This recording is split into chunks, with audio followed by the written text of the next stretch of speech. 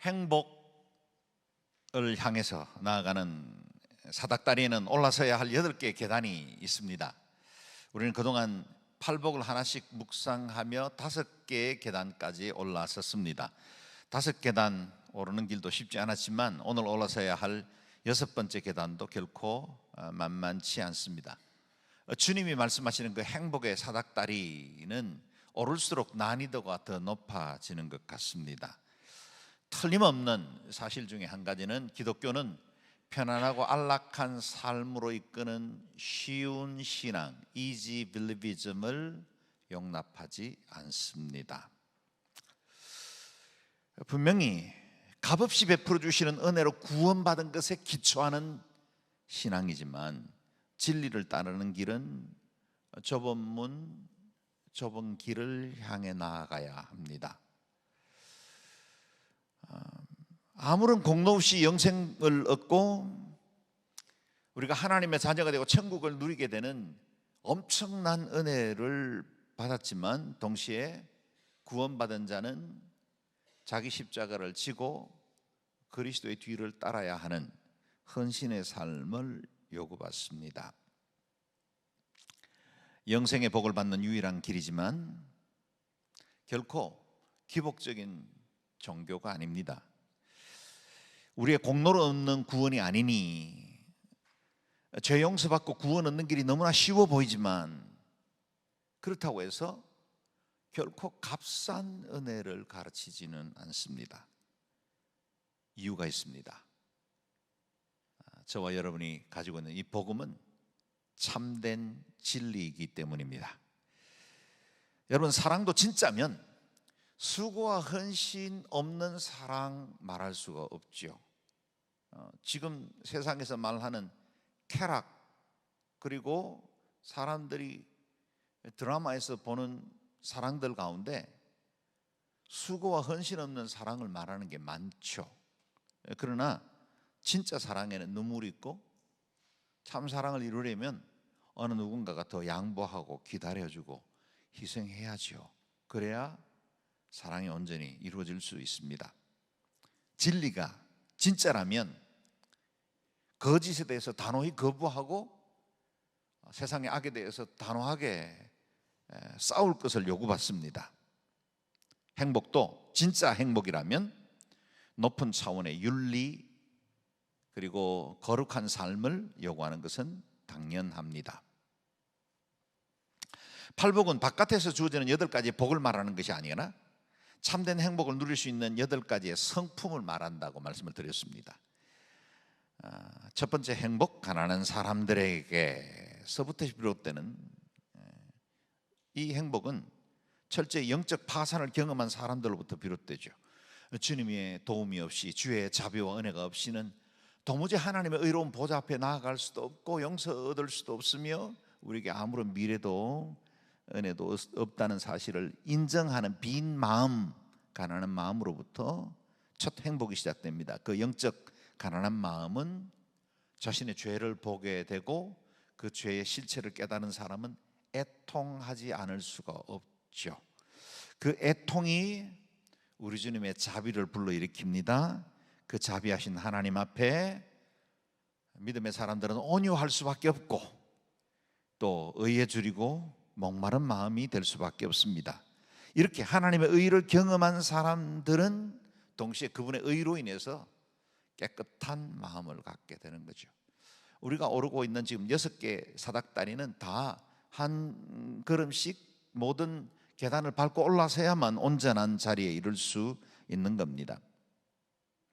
나이가 들면 자주 일어나는 눈의 질병 중에 하나가 백내장입니다. 나이가 들거나 또 눈 속에 염증이 생기면 깨끗해야 할 수정체에 뭔가 낀 것처럼 사물이 흐려져서 잘 보이지 않게 되는 것, 그것을 우리는 백내장이라고 말하죠. 서빙고 오늘의 교회에 비교적 조명이 밝았는데 담임 목사님이 조명이 어둡다면서 대대적인 조명 공사를 한번 한 적이 있습니다. 그러고 나서 백내장을 했더니 너무 밝은 거예요. 그동안 담임 목사님 눈에 백내장이 온 걸 모르고 왜 이렇게 교회가 침침하지? 우리 교회가 좀 어두운 건 제 백내장 때문인가요? 그래서 대대적으로 하고 나서 보니까 너무 밝아져서, 그래서 오히려 조명을 다운시켜야 될 만한 일이 일어나기도 했습니다. 여러분, 우리의 영적 삶에도 시야를 흐리게 만드는 백내장이 있습니다. 그걸 우리는 죄라고 부르죠. 오늘 말씀은 이 영적 백내장에 대한 치유의 처방을 주고 있습니다. 8절 말씀 다시 읽어봅니다. 시작. 복되도다 마음이 깨끗한 사람들은 그들은 하나님을 볼 것이다. 아멘. 마음이 깨끗한 사람은 하나님을 볼 것이라 하십니다. 여러분은 하나님을 보고 계십니까? 만약에 여러분이 하나님을 보고 계시지 않는다면 오늘 본문 말씀에 따르면 여러분의 마음이 깨끗하지 않다라고 제가 결론을 내려도 되겠습니까? 억울할 수 있죠. 만약에 마음이 깨끗한 사람이면 하나님을 볼 것이라고 우리 주님이 말씀하셨기에 분명 우리의 정결함, 우리가 거룩하여지면 하나님을 볼 수 있다는 것은 사실이 될 겁니다. 그렇다면 하나님을 본다는 게 무슨 의미일까요? 신앙생활 하는 사람이라면 누구든지 예외 없이 하나님을 경험하고 싶고 하나님을 보고 싶어 합니다. 예수님의 제자 가운데 하나님을 보고 싶어 했던 제자가 있었죠. 예수님께서 마가다락방에서 최후의 만찬을 마치시고 마지막 대제사장적 기도 직전에 주님께서 유명한 설교를 하실 때였습니다. 내가 곧 길이요 진리요 생명이니 나로 말미암지 않고는 아버지께로 올 자가 없느니라. 이 말씀의 무게야말로 얼마나 대단했겠습니까? 이 말씀을 듣는 제자들은 그 주님의 말씀이 가진 뜻을 헤아려 보느라 아마 숨소리도 제대로 크게 내지 못하고 있었을 겁니다. 바로 그때 찬물을 끼얹은 듯한 말이 빌립의 입에서 불쑥 튀어나왔죠. 빌립이 말했습니다. 주여 우리에게 아버지를 보여주십시오. 그러면 저희가 더 바랄 것이 없겠습니다. 사실은 우리가 우리 주님께 늘 말하고 싶어 하던 걸 우리 빌립이 대독해 준 것 같다, 그런 생각이 듭니다. 그런데 주님은 이 빌립의 요청에 대해서 뜻밖의 말씀을 하십니다. 9절 말씀 같이 읽어보겠습니다. 시작. 예수께서 대답하셨습니다. 빌립아, 내가 그렇게 오랫동안 너희와 함께 있었는데도 네가 나를 모르느냐? 누구든지 나를 본 사람은 아버지를 본 것인다. 그런데도 내가 어떻게 우리에게 아버지를 보여주십시오 라고 말하느냐. 아멘. 지금 빌립은 바로 눈앞에 계신 하나님, 그 하나님의 아들 예수 그리스도, 그래서 하나님과 본체이신 그분을 보고 있으면서도 우리에게 또 다른 하나님을 보여달라고 요구하고 있는 겁니다. 사람들은 자기가 보고 싶은 걸 봅니다. 그래서 사람들은 자기의 마음의 동기나 생각들, 우리가 가지고 있는 사고의 틀에 따라서 볼 것만 봅니다. 그래서 차를 타고 우리가 또 복잡한 도시 한 중간을 달려도 사람들마다 그 차에 탄 사람이 보는 것들이 다 다릅니다.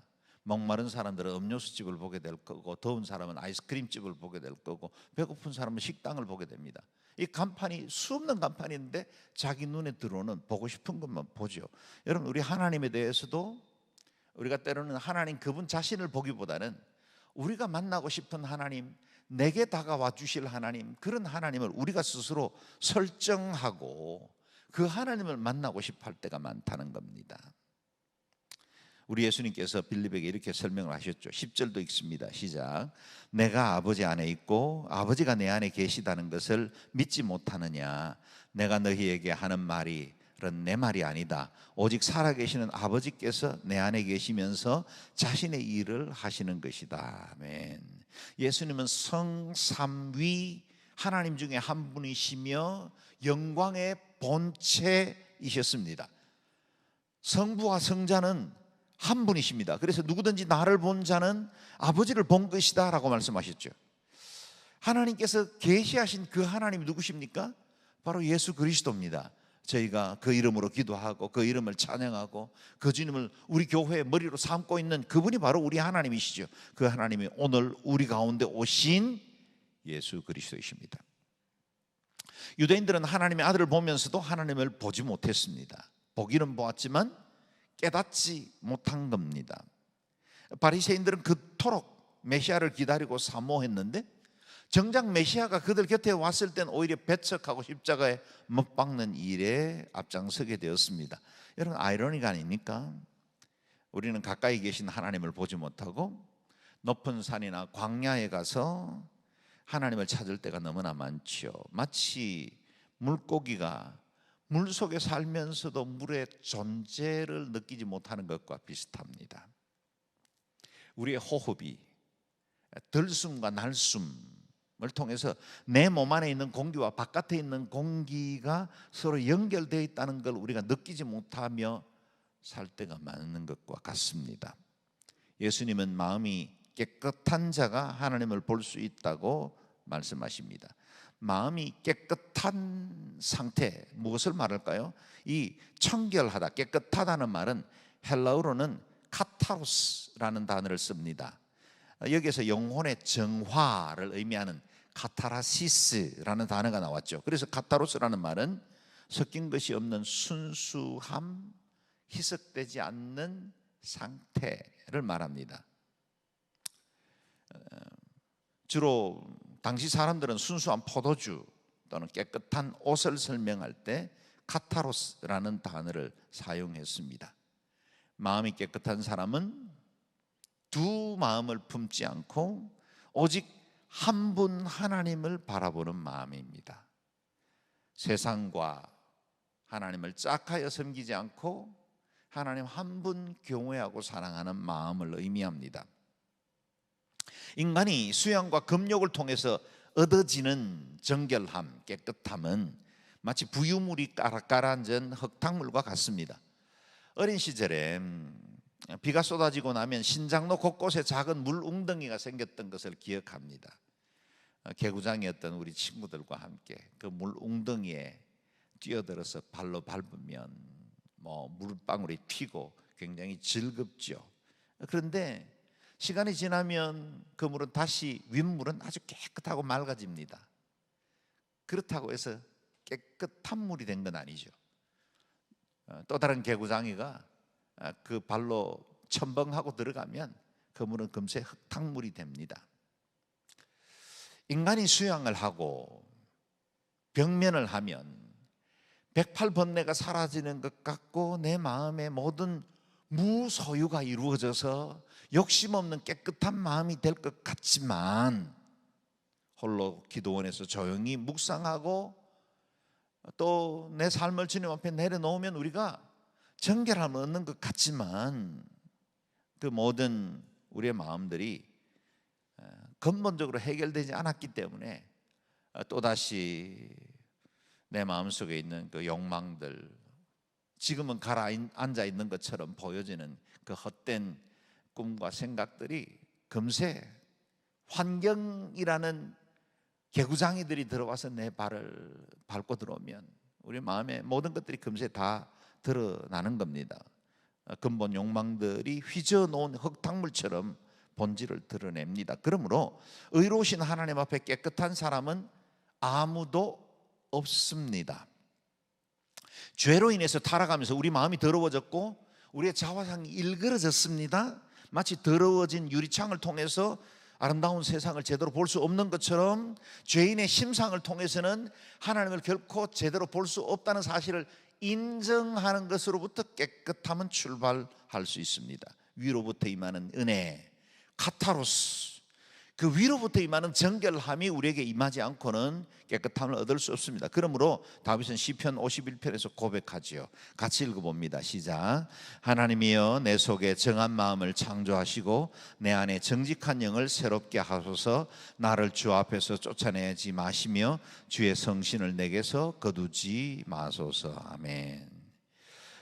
우리가 주님 앞에 정결함을 얻을 수 있는 방법은 옛 구약 성경에는 주님의 성소로 나와 번제단을 통과하며 내 죄를 불사르고 또 물두멍을 통과하면서 나의 모든 허물과 연약함을 씻어내고 성소를 통과하며 진설병과 분향단과 등대를 거쳐야 하고 그리고 난 다음에 지성소에서 피 뿌리시는 은혜를 경험해야 온전히 정결함을 얻을 수 있었습니다. 이 구약 성경에는 이 모든 복잡한 과정들을 거쳐야만 정결 예식이 가능했습니다. 그러나 그 정결의 의식은 예수 그리스도께서 십자가에 못 박히신 그 사건을 통해서 십자가 위에서 이 모든 과정들이 하나로 성취된 것입니다. 그러므로 오늘 찬송 부른 것처럼 주의 보혈은 능력이 있습니다.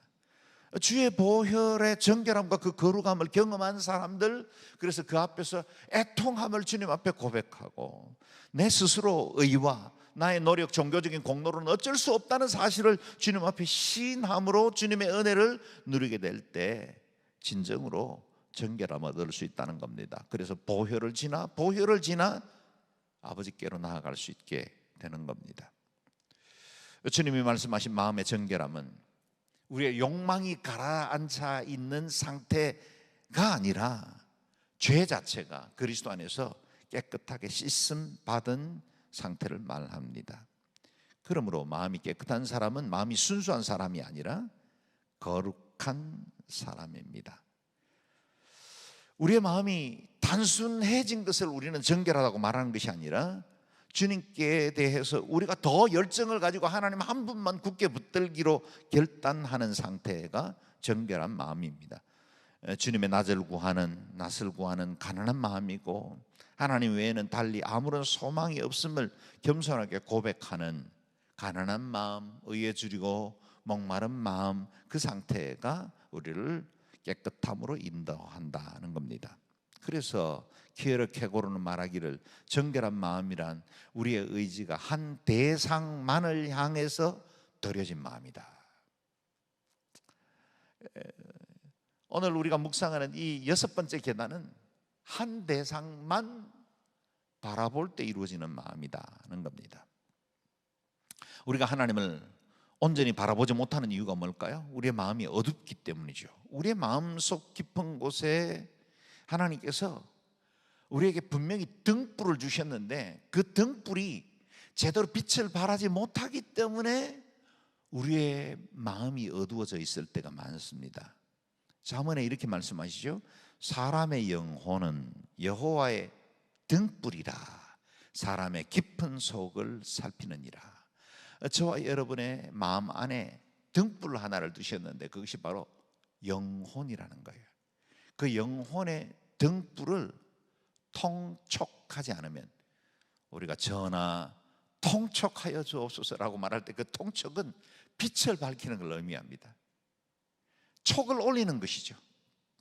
옛날에 그 등잔불에 촉을 올리는 것과 같은 겁니다. 여러분, 우리 속에 있는 영혼의 등불에 촉을 올려야 온전히 내 마음이 밝아지고 그 마음이 깨끗해져서 하나님을 바라볼 수 있게 된다는 겁니다. 우리의 영은 하나님과 반응할 수 있도록 지어져 있습니다. 그것이 죄 가운데 타락함으로 그 가능성이 무너졌을 때 예수 그리스도께서 이 땅에 오셔서 우리에게 새로운 영혼의 생명을 살리셨죠. 그래서 새 피조물이 된 겁니다. 그래서 로마서 8장에 선언합니다. 무릇 하나님의 영으로 인도함을 받은 사람은 하나님의 자녀라. 우리 안에 하나님께서 밝혀놓은 등불이 왜 보이지 않을까요?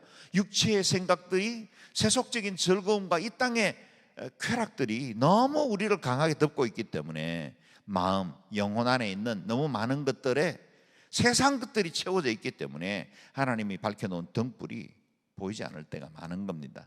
영적 백내장이 걸린 상태라 할 수 있겠습니다. 여호와의 등불이라고 두신 내 마음에 영의 심지를 올려야 합니다. 빛나게 해야 합니다. 우리가 마치 육체를 건강하게 하려면 운동을 통해서 연단하듯이 영혼을 강건하게 하려면 우리 속 사람을 강하게 해야 합니다. 그 사람을 다스릴 만한 능력을 갖게 해 주어야 합니다. 우리가 그 사람의 소리에 너무 귀를 기울이고 그것에 마음이 빼앗기다 보니 속 사람의 소리에 귀를 기울이지 못하고 그 소리에 우리의 마음들이 빼앗기지 못할 때가 많은 겁니다. 영의 일은 영으로만 분별할 수 있습니다. 하나님을 볼 수 있는 사람은 마음이 깨끗한 사람이라 그랬습니다. 마음이 깨끗하면 하나님의 영이 우리 심령 가운데서 운행하는 것을 볼 수 있게 됩니다. 그래서 눈이 바뀌는 거예요. 현이 일상적으로 일어나는 사건과 그 모든 현상들을 단순히 그 자체로 보지 않고 그 안에 담긴 영적 의미와 하나님의 뜻을 주목할 수 있게 되는 겁니다. 그래서 만물에 일어나는 모든 일들을 보고도 하나님을 보게 됩니다. 하나님의 일, 하나님의 역사를 볼 줄 아는 눈이 생겨나게 된다는 겁니다. 고린도 후서 5장 말씀인데요, 같이 읽어보겠습니다. 시작. 그러므로 우리가 이제부터는 아무 사람도 육체대로 알지 아니하노라. 비록 우리가 그리스도도 육체대로 알았으나 이제부터는 이같이 알지 아니하노라. 아멘. 사도 바울은 예수 그리스도 안에서 거듭나 새 생명을 얻은 이후에 1차적으로는 예수 그리스도를 더 이상 육체대로 알지 않게 되었다는 거예요. 우리 예수님은 우리와 똑같은 육체를 입고 33년 이 땅에 먼지나는 길을 함께 걸으셨습니다. 우리의 모든 희노애락을 다 경험하셨고 행노에 권하셨고 때로는 눈물 흘리셨고 목마르셨고 배고프셨습니다. 우리가 알고 있는 그 모든 육체적인 그 연약함을 다 체휼하셨습니다. 그런데 부활하신 이후에, 그리고 부활의 주님을 만난 사도 바울은 더 이상 그리스도를 육체대로 알지 않게 되었다는 겁니다. 동시에 다른 사람들도 육체대로만 보지 않게 되었다는 겁니다. 여러분, 마음이 깨끗한 사람은 다른 성도들을 육체로만 보지 않습니다. 눈에 보이는 대로 판단하지 않습니다. 그 사람이 가진 외모, 그를 장식하고 있는 과거에 살아온 경력이나 그의 가정의 배경들, 그가 얼마나 사회적인 지위를 가지고 있고 경제적으로 유복한지 그걸 보지 않습니다. 육체대로 보지 않기로 결정하는 겁니다. 그 사람 안에 있는 영을 봅니다. 그래서 거듭난 영혼 고귀하게 여길 줄 알게 됩니다. 여러분, 우리가 육체대로 보면 내 마음에 맞는 사람이 어디 있겠어요? 함께 평생을 살아가는 부부 간에도 마음 안 맞을 때가 얼마나 많아요. 그런데 우리가 육체대로 보지 않고 만약 영으로 나의 배우자를 볼 수만 있다면, 우리 자녀가 지금 아직도 미숙하고 여러 가지 어설픈 행동을 하기도 하지만, 그러나 만약 우리 아이들 안에 있는 영혼을 볼 수만 있다면, 우리가 그리스도인 공동체 안에서 그 사람의 외모가 아니라 그의 안에 있는 영혼을 볼 수만 있다면, 여러분, 우리 각 사람들이 얼마나 서로 소중한 사람들이 될까요? 마음이 깨끗한 사람은 하나님을 보게 될 것이고, 그 하나님을 볼 줄 아는 사람, 그리스도를 육체대로 보지 않기로 결정한 사람들은 사람들에 대해서도 육체대로만 보지 않게 된다는 겁니다. 그러므로 하나님을 본다는 것이 무엇을 뜻할까요? 하나님의 임재 가운데 사는 것을 의미합니다. 삶의 전 영역에서 자연스럽게 하나님의 뜻을 발견하게 되고 하나님의 은혜를 먼저 구하며 살게 된다는 겁니다. 그래서 구원받고 나면 가장 먼저 바뀌는 것이 눈입니다. 눈은 마음의 등불이기 때문이죠. 마음 안에 있는 것이 금세 눈을 통해서 드러나잖아요. 슬픈 사람은 눈을 보면 압니다. 기쁜 사람도 눈을 보면 압니다. 마음에 분노가 있는 사람도 눈을 보면 압니다. 눈이 마음의 등불이죠. 그것에 금세 드러납니다. 그래서 우리가 예수 그리스도 안에서 거듭나서 하나님 안에서 새로워지면 내 마음에 깨끗함이 이루어지고 정결함을 이루어지면 눈이 바뀌기 시작하는 거예요. 이전에 보던 이 세상과 변한 것이 하나도 없는데도 불구하고 길거리에 나무 한 그루, 하늘에 떠 있는 구름까지 모든 것이 달라 보이기 시작합니다. 평상시에 내게 의미 없는 일들이 소중하게 다가옵니다. 사람이 달라 보입니다. 여러분, 이런 축복 찬양 우리가 늘 고백하죠. 형제의 모습 속에 자매의 모습 속에 보이는 하나님의 형상 아름다워라. 이 찬양이 가능할 수 있는 이유가 있다면 그건 마음이 정결함을 얻어 단순히 육체로 보지 않고 그 안에 있는 하나님의 영, 하나님께서 우리에게 주신 등불을 볼 수 있는 사람들, 그 사람들에게 이 찬양이 가능한 겁니다. 이 시간에 한번 고백해 볼까요? 자매의 모습 속에 보이는 옆에 분들 서로 한번 보면서 고백하면 좋겠습니다. 자매의 모습 속에 보이는 하나님 영상 아름다워라. 존귀한 주의 자녀 됐으니 사랑하며 섬기리. 참말이죠. 진짜 우리가 그렇게 보았으면 좋겠습니다. 저와 여러분의 마음이 깨끗함을 입어 하나님의 영광을 보고 또 서로를 그렇게 바라볼 수 있게 되기를 바랍니다. 미국과 소련이 앞다투어 우주시대를 열어가던 때에 양국의 우주인들이 그 광대한 신세계를 처음으로, 인류 역사상 처음으로 우주세계로 나아가면서 그들이 본국에 교신한 내용은 전혀 다른 보고입니다. 신앙이 있었던 미국의 우주인들은 우주를 비행하면서 그리고 푸른 지구를 보면서 하나님이 지으신 아름다운 세계를 찬양했습니다. 그런데 옛 소련의 우주인들은 지구 위에 우주를 비행하면서 온 세상은 온통 캄캄함으로 가득하고 그 어디에도 신은 보이지 않는다고 보고한 겁니다. 무엇의 차이일까요? 단순한 신앙의 유무 때문만은 아닐 겁니다. 어떤 사람들의 영혼에는 등불이 켜 있었고 어떤 사람들에겐 영혼은 깜깜한 암흑이기 때문이죠. 무엇을 보고 계십니까? 무엇이 보입니까? 왜곡된 렌즈에는 언제나 모든 것이 비틀려 보입니다. 세계사도 거꾸로 읽어야 재미있고, 뒤안길 야사만 좋아하는 사람들, 그 사람들에게는 사람들과 세상이 긍정으로 보이지 않을 때가 많을 겁니다. 똑같은 역사를 보면서도 얼마나 극단적으로 다른 해석을 하고 있습니까? 제가 평양을 여러 차례 다닐 때에 이제 가면 늘 저희를 안내하는 동무들과 저희들 사이에 실갱이가 벌어집니다. 그 사람들은 자기들이 보여주고 싶어하는 게 따로 있거든요. 그래서 혁명사적관, 김일성 생가, 주체사상탑, 아리랑 축전 이런 거 늘 우리를 그쪽으로 데려가려고 그래요.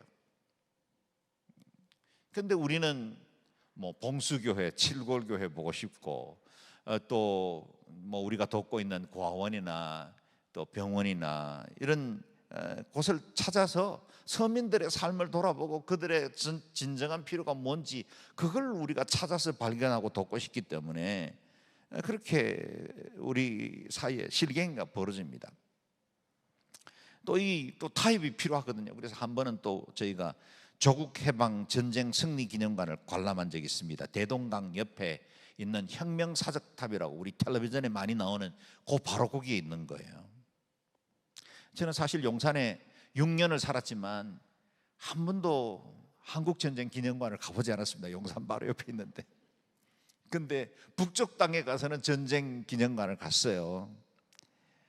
근데 거기서 해석하는 6.25 전쟁에 대한 관점이 얼마나 다른지, 전쟁의 시작도 과정도 그 모든 걸 완전히 왜곡된 역사를 가지고 우리에게 설명을 하더라고요. 우리를 안내하는 여성 동무는 참 이뻤는데 그 마음은 너무 삐뚤어져 있다는 생각이 들었습니다. 이데올로기가 이렇게 무섭구나, 가슴 섬뜩했던 기억이 있습니다. 여러분, 우리의 심령에도 마음이 깨끗하고 우리가 보고 있는 이 렌즈가 바로 있어야 모든 사물도 환경에 대한 이해도 정확하게 바라볼 수 있습니다. 비평가의 눈에는 무엇 하나 옳게 보이는 것이 없습니다. 정의라고 말하기는 하는데 그 안에 자신의 상처와 그 안에 있는 썬뿌리들이 작동할 때가 너무나 많죠. 역사가는 언제나 이 비평가들에게 좋은 점수를 주지 않습니다. 이 비평가들은 늘 역사를 평가하고 비난하기 때문에 동상을 세워주지 않죠. 사람들은 비판하는 사람들의 소리에 쉽게 동요되면서도 부정적인 사람을 존경하지는 않습니다. 정치인이건 경제인이건 교육이건 문화, 그 어떤 영역에서든지 부정적인 눈을 가지고 있는 사람들이 그 사회에서 존경받는 경우는 별로 없습니다. 여러분, 교회 안에서도 마찬가지예요. 자기는 굉장히 예지가 뛰어나고 다른 사람들 못 보는 분별력이 있다고 사람들 사이에서 자기가 그렇게 행동을 하지만, 그러나 사람들은 그 사람의 이야기를 듣고 어떤 보이지 못하던 부분들을 알 수는 있지만 그 사람을 좋아하지는 않습니다.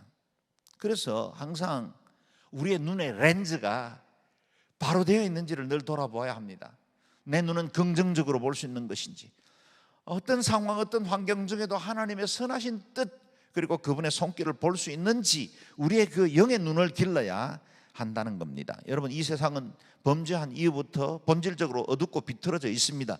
그런 어두운 면을 보는 사람들에게 무슨 희망이나 비전이 있겠습니까? 교회 안에서 생각과 말이 늘 부정적인 분들, 꼬아서 생각하고 부정적인 것들만 먼저 들추어내는 사람들, 그 사람들은 직관력과 판단력이 뛰어난 게 아니라 마음의 등불이 어두워진 겁니다. 그러므로 하나님이 보고 싶다면 우리 마음속에 있는 등불을 밝혀야 하고 깨끗한 마음을 가져야 하고 선한 양심을 가져야 합니다. 죄를 멀리해야 합니다. 영적 백내장을 경계해야 합니다. 마음이 깨끗한 사람들은 하나님을 볼 것이라 하셨죠. 육신의 눈으로 하나님을 본다는 말입니까? 아닙니다. 육신으로는 하나님을 볼 수도 없고 봐서도 안 됩니다. 우리의 육의 눈으로 하나님을 보는 순간 그날은 내가 죽은 날입니다. 그 외에는 다른 방법이 없습니다. 여러분, 이 자기라는 태양, 우리 인간이 몇 초만 직시하면 바로 우리는 실명합니다. 하나님이 지으신 그 수많은 은하계의 발광체 중에 지극히 작은 것 중에 하나를 우리가 잠시도 바라볼 수 없는데 어떻게 하나님 존전, 그분의 그 영광을 우리가 우리의 눈으로 바라볼 수 있겠단 말입니까? 불가능하죠. 하나님을 본다는 것은 우리가 노력해서 보는 것이 아니라 하나님께서 자신을 계시하셔서 보여주시는 만큼 이해하는 것입니다. 시편 24편 말씀이죠. 하나님께서 자신을 열어 보이는 사람들이 따로 있습니다. 같이 읽어봅니다. 시작. 누가 여호와의 산에 오르겠습니까? 누가 그 거룩한 곳에 서겠습니까? 깨끗한 손과 순결한 마음을 가진 사람, 곧 마음에 헛된 생각을 품지 않으며 거짓으로 맹세하지 않는 사람입니다. 아멘. 누가 하나님의 산, 주의 거룩한 존전에 나아갈 수 있을까요? 누가 하나님께서 계시하신 그 은혜를 제대로 누려볼 수 있는 사람이 있을까요? 그 사람들은 바로 깨끗한 손과 순결한 마음을 가진 사람, 곧 마음에 헛된 생각을 품지 않으며 거짓으로 맹세하지 않는 사람이라 하십니다. 순결한 마음을 가진 사람이 거룩하신 하나님의 은혜를 누리고 그분의 존전 안으로 나아갈 수 있습니다. 또한 마음이 깨끗한 사람은 죄를 미워하게 됩니다. 사람의 눈이 무서워서가 아니라 하나님을 경외하기 때문에, 하나님을 사랑하기 때문에 죄 짓는 것을 미워합니다. 만약에 우리의 남편들이 부인의 눈이 무서워서 또는 발각될 날을 두려워해서 외도하는 것을 하지 않는다면 그건 제한적일 겁니다. 만약에 그런 환경이 주어지면 얼마든지 외도하고 나쁜 짓 할 수 있어요. 그러나 만약 내가 정말 아내를 사랑하고 결혼식장에 섰을 때 서로에게 신의를 지키고 아내를 존중하는 마음으로 내가 남편의 대의를 다 하겠다고 생각하는 사람이라면 그 사람 앞에는 어떤 환경, 어떤 조건이 주어져도 그와 같은 죄에 빠지지 않게 될 겁니다. 여러분, 우리가 하나님을 사랑하는 것도 그렇습니다. 하나님을 사랑하고 주님을 경외하는 마음 때문에 우리가 죄를 미워하고 죄로부터 멀어져야지. 만약 우리가 하나님이 죄 짓는 것에 대해서 벌 주시는 하나님이시고 내가 그 징계를 두려워하기 때문에 죄를 안 지키려 결정하면, 만약에 하나님에 대한 신적 존재 인식이 점점 약해지면 금세 범죄에 빠지고 만다는 겁니다. 우리가 장차 주어질 하나님의 거룩한 영광, 그것을 바라볼 때 우리가 이 땅의 유혹을 이길 수 있는 것과 같습니다.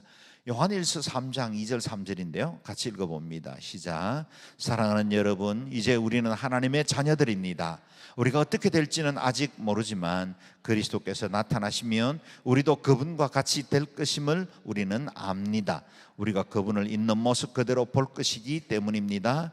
누구든지 그분을 향해 이 소망을 가진 사람은 그분께서 정결하신 것처럼 자신을 정결하게 합니다. 아멘. 우리가 장차 부활한 이후에 죽음 이후에 어떤 형상, 어떤 모습을 갖출지는 잘 모르겠지만 적어도 우리가 가지고 있는 우리 신체적인 약점이나 우리 아픔, 부끄러운 이런 것들은 그대로 가지고 가지 않는 것은 틀림없습니다. 그런데 우리가 어떻게 될지는 아직 모릅니다. 그런데 그리스도께서 나타나시는 그날, 우리 주님이 재림하시고 우리가 주님 앞에 서는 그날, 우리는 그분과 같이 될 것임은 안다는 겁니다. 우리가 하나님의 형상으로 지음받았고 죄 가운데 이것들이 깨어지고 무너졌다가 이제 그리스도로 인해서 다시 형상을 회복해 하셨는데 우리가 주님 재림하시는 그날에 우리도 그분과 같은 형상으로 회복되게 될 겁니다. 그때는 우리가 그분을 있는 모습 그대로 볼 것이다. 그때는 얼굴과 얼굴을 맞대어 볼 것이다. 고린도전서 13장에는 그렇게 말씀해요. 얼굴과 얼굴을 맞대고, 마치 이전에는 거울을 보는 것처럼 희미했지만 지금은 얼굴과 얼굴을 맞대고 보는 것처럼 그날에 하나님을 보게 될 것이다 그럽니다. 그러므로 누구든지 그분을 향해서 이와 같은 소망을 가진 사람이거든, 하나님을 온전히 바라보고 마지막 날에 완전한 영광을 소망하며 사는 사람이거든, 그분께서 정결하신 것처럼 자신을 정결케 해야 한다는 겁니다. 저는 저와 여러분이 죄를 미워할 수 있게 되기를 바랍니다. 하나님의 자녀가 되었으니, 하나님의 거룩한 의의 옷을 입게 되었으니 자연스럽게 죄가 싫어지고 거룩한 삶으로 살아가는 것이 내 라이프 스타일이 되는 그런 자리로 이르게 되기를 바랍니다. 여러분, 우리 교회에서도 제가 몇 분들의 그런 이야기를 들었습니다. 이전에 술도 한 잔씩 하고 담배도 피웠는데 정말 예배하고 예수님 제대로 만나니까 그런 게 싫어지더라고. 얼마나 기쁜지 모르겠어요. 하나님의 거룩에 성큼 가까이 다가선 거죠. 그랬더니 이전에 좋던 것 이제는 값 없어지는 거예요. 이전에는 이것 안 하면 안 될 것 같았는데 이것으로 즐겼었는데 그거 없이도 얼마든지 즐길 수 있게 되었다는 겁니다. 제가 LA 살 때는 한 번씩 그 고속도로를 달릴 때 역겨운 스컹크 냄새를 맡아야 할 때가 많았습니다. 가끔씩 이 스컹크가 민가에 내려오면 개와 싸우기도 합니다. 개와 스컹크가 싸우면 누가 이길까요? 당연히 개가 이깁니다. 개가 훨씬 더 덩치도 크고 힘도 셉니다. 그런데 스컹크와 싸웠던 그 개가 집안에 들어오면 온 집안이 난리가 납니다. 냄새가 그 개 몸에 그대로 배어있기 때문이죠. 여러분, 죄와 우리가 끊임없이 투쟁하며 싸워야 되는데 싸우더라도 그 죄의 흔적들이 내 몸에 남을 만큼 죄와 가까이에서는 안 된다는 거예요. 그래서 투쟁에서 싸워서 진흙탕이 된 모습보다는 우리를 정결함으로, 우리의 발을 삼가하고 우리의 입술을 파수꾼을 세워서 정결케 함으로 내 눈에 아무거나 보지 않고 아무거나 판단하지 않을 수 있도록 우리의 백내장을 제거함으로 우리가 죄에서 승리하되 냄새나는 승리가 아니라 하나님 앞에 더 깨끗함으로 정결함으로 승리하게 될 수 있게 되기를 바랍니다. 마치 좌석에 같은 것끼리는 서로 밀어내는 것처럼, 여러분, 우리가 죄가 그렇게 밀어지고 나와 상관없는 것이 되고, 그래서 하나님과 동행하는 것이 최고의 행복이 되고 주님 은혜 안에 있는 것보다 더 큰 기쁨이 없습니다. 그런 고백이 저와 여러분의 일평생의 고백이 되기를 주의 이름으로 축원합니다. 아멘. 같이 기도하겠습니다. 기도할 때 하나님, 우리에게 정결한 마음을 주십시오. 그 깨끗한 눈으로 하나님을 보고 이웃을 보고 세상을 보게 하소서. 우리 눈에도 파수꾼을 세우시고 우리 입술에도 파수꾼을 세워주시고 바른 분별을 하게 하시고 하나님 기뻐하시는 뜻을 온전히 이루어나갈 수 있도록 은혜를 베풀어 주옵소서. 그래서 오늘 6번째 계단에서 우리 하나님의 영광과 거룩을 보고 주님만 온전히 사모하고 죄를 멀리하고 주 앞에서 우리의 영혼의 등불을 밝힘으로 의 가운데 날마다 살아갈 수 있도록 인도하여 주옵소서. 동서로 기도합니다.